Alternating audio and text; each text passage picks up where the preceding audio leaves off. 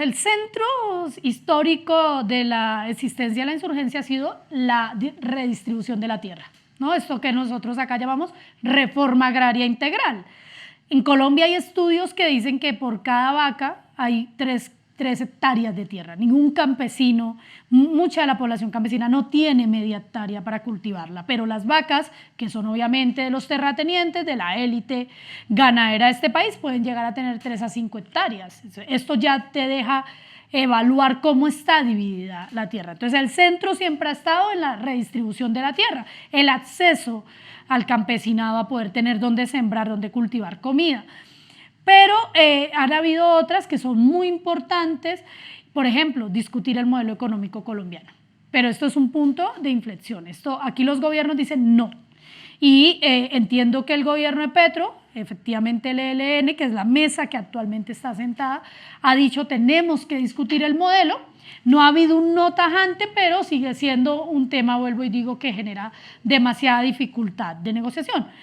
La discusión con la sociedad civil, es decir, llevar esa negociación de paz a los territorios, hacer grandes asambleas donde la comunidad pueda decir es que mi concepto de paz no es solo que aquí no hayan atentados armados, terroristas o demás, sino también tener acceso a una vía pavimentada, a unos alimentos que puedan salir, yo los pueda vender, a unos auxilios que me permitan cultivar y que yo no termine quebrándome por los costos de todos los químicos y lo que utilizan los campesinos. Y novedoso ha sido que el ELN está planteando el debate de la transición energética justa. Y esto es novedoso, ¿por qué? Porque Colombia, la matriz energética de Colombia está centrada en el petróleo, es donde está concentrada. Y mucho del dinero que entra al Producto Interno Bruto de Colombia está también soportado por la industria petrolera. No es fácil que un presidente que entró con una deuda social tan altísima, con casi todos los fondos de subsidio de la nación gastados por el gobierno anterior de Duque, que por ejemplo se gastó el Fondo de Estabilización de los Combustibles, que se gastó subsidios sociales hasta por los siguientes 10 años. No es fácil para ese gobierno decir voy a dejar de explotar petróleo, voy a dejar de vender petróleo para poder garantizar que hacemos ya la transición energética. Eso es un reto impresionante, pero bueno, eso es un punto que hoy están discutiendo en la mesa, es cómo vamos a hacer esa transición. Transitar es hacerlo lentamente, de manera justa, que no impacte durísimamente los territorios, porque si lo hacemos radicalmente nos vamos a quedar sin cómo sostener la nación colombiana, esa es la realidad. Eso, digamos, frente a los temas de la insurgencia, hay muchos más, hay muchas arandelas, el tema de incluso aplicarle una perspectiva de género a los acuerdos, que en eso las FARC, el acuerdo del 2016, fue novedoso, pero tampoco revolucionario, hay que decirlo, ¿sí? Tenía un capítulo que era interesante, nunca antes había existido un capítulo en el que se hablara de las mujeres que iban a transitar al proceso de inserción, pero tampoco era revolucionario. O sea, y bueno, vamos a ver con qué propuesta aparece el ELN y la disidencia.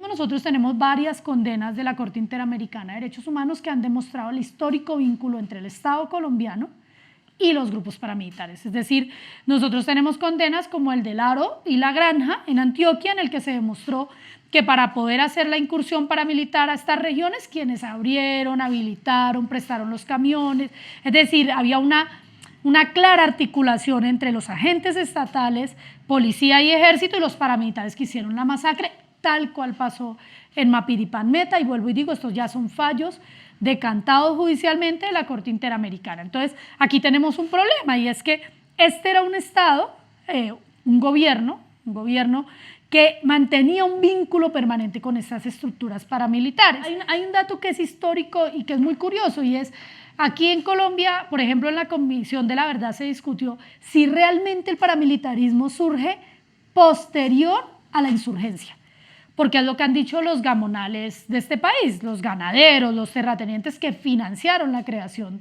de las estructuras paramilitares, han dicho es que el paramilitarismo lo creamos para poder contener la insurgencia, porque las insurgencias nos secuestraban, nos extorsionaban, es decir, fue una respuesta, y la realidad es que no.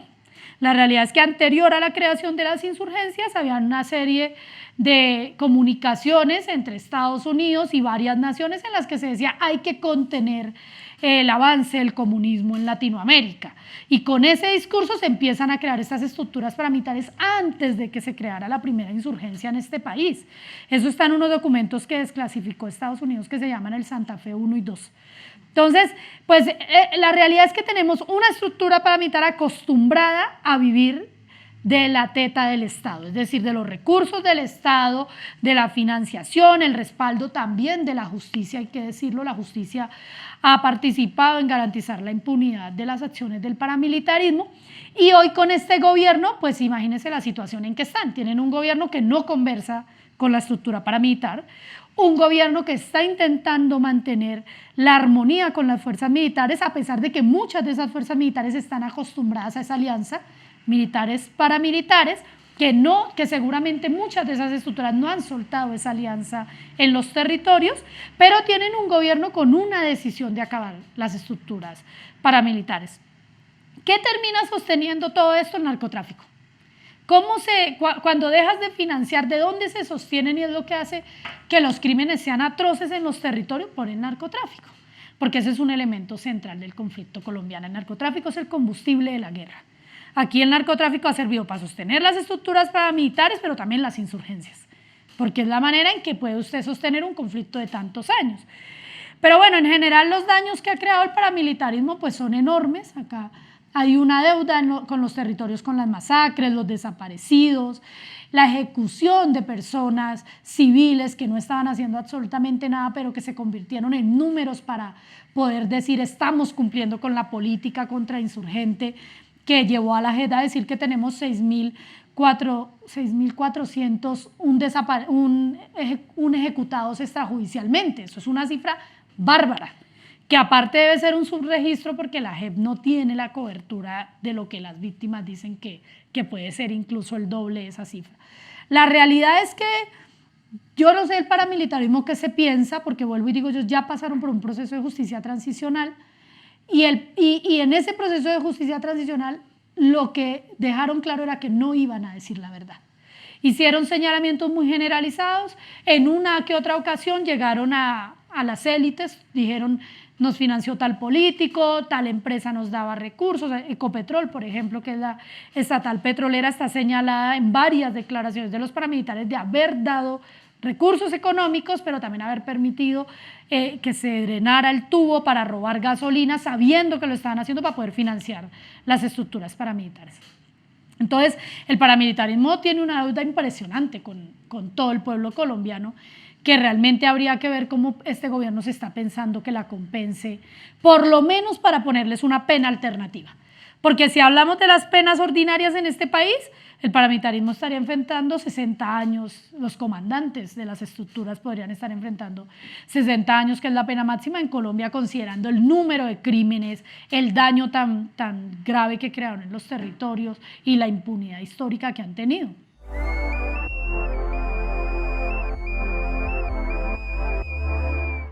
Sería importante decir dos cosas, mínimo. La primera es, el reto de este gobierno es garantizar la vida de los negociadores. Eso definitivamente. Hay una situación que duele, ha dolido siempre históricamente en las negociaciones, es de verdad ir viendo cómo con el tiempo van cayendo uno a uno las personas que confiaron en la palabra del Estado. Y digo del Estado porque eso también es responsabilidad de nosotros como sociedad. Entonces, el primer gran reto de este gobierno es garantizar que quienes están negociando estén vivos.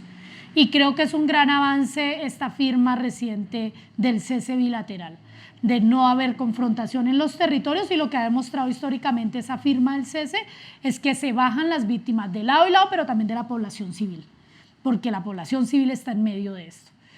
Y lo segundo es, el Estado tendría que garantizar una adecuada inserción de quienes van a volver a confiar en la palabra del Estado como un todo. Y garantizar esa inserción no podemos seguirle dando migajas a quienes apuestan por la paz.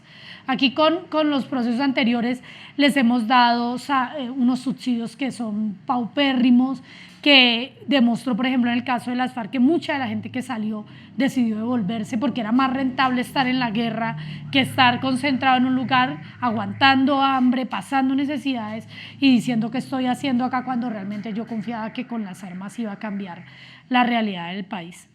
Yo creo que este gobierno tiene un reto impresionante de pensarse proyectos productivos, duraderos, estables en los territorios, que hagan confluir esos intereses de las insurgencias con los intereses de la población colombiana y que llegue realmente a una paz social, que es pongamos a producir los territorios.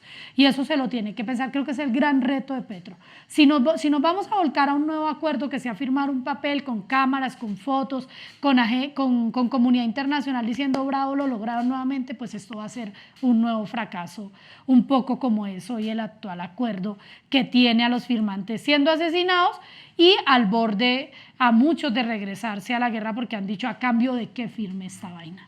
Mire las condiciones en las que estoy viviendo. Entonces creo que sí es importante resaltar esas dos cosas.